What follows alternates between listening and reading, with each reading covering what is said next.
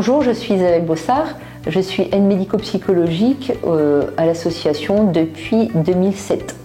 Je travaille sur deux services différents, d'un côté le sablier associatif et de l'autre le service Visa. J'ai deux casquettes avec deux projets de services bien différents.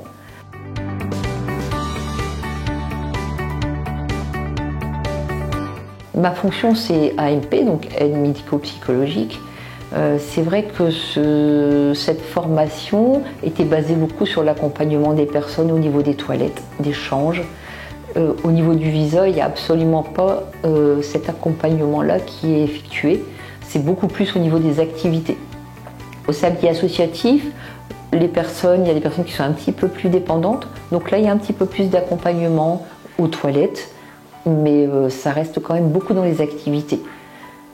Pour le poste d'AMP, c'est vrai que c'est un petit peu différent, je pense, que être AMP dans un foyer où il y a d'abord l'accompagnement le matin à la toilette, au repas. Ici, c'est quand même beaucoup basé sur les activités, même si le midi, il y a aussi l'accompagnement aux toilettes, au repas. C'est quand même beaucoup basé sur les activités.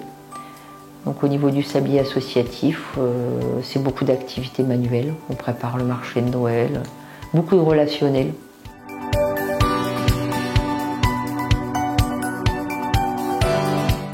Au Visa, on accompagne des personnes qui ont une orientation ESAT.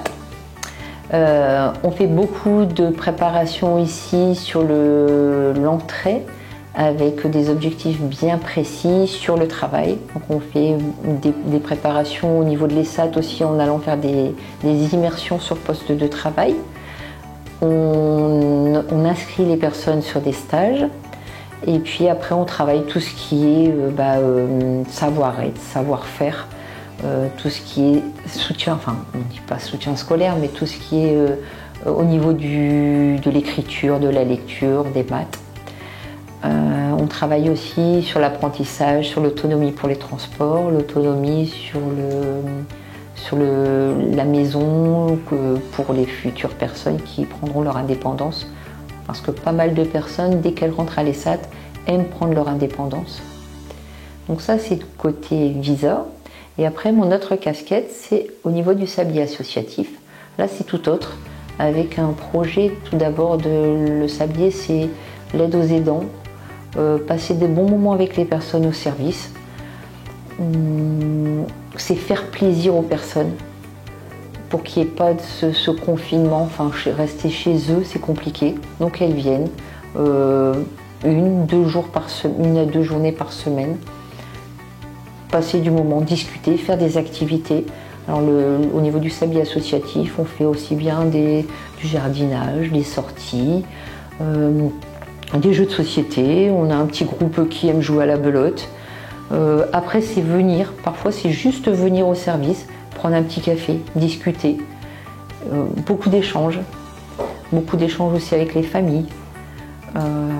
Le sablier associatif aussi, c'est aller au domicile pour les personnes qui ont du mal à venir.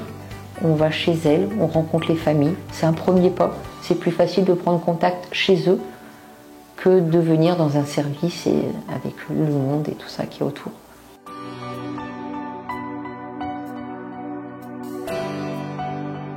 Le métier d'AMP, c'est une reconversion professionnelle.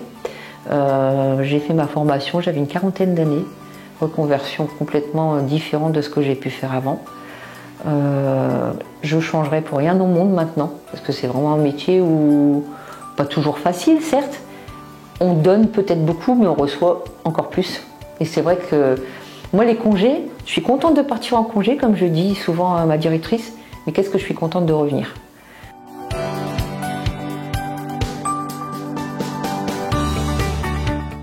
Et ouais, ce que les personnes rendent, même si des fois c'est compliqué,